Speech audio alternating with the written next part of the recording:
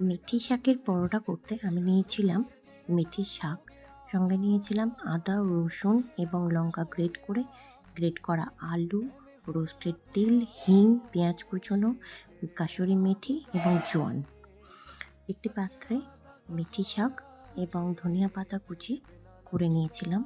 তার সঙ্গে অ্যাড করেছিলাম আটা, ময়দা এবং বেসন। পূর্বে বলা সমস্ত ইনগ্রেডিয়েন্টস ওই একই পাত্রে নিলাম।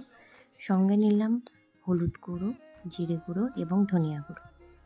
সেগুলো একসঙ্গে মেখে ওপর থেকে তেল দিয়ে সেই ডোটাকে বেশ খানিকক্ষণ রেস্টিংয়ের জন্য রেখে গরম গরম পরোটা ভাজলাম ঘি সহযোগে।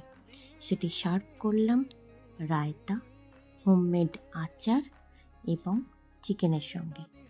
টাটা।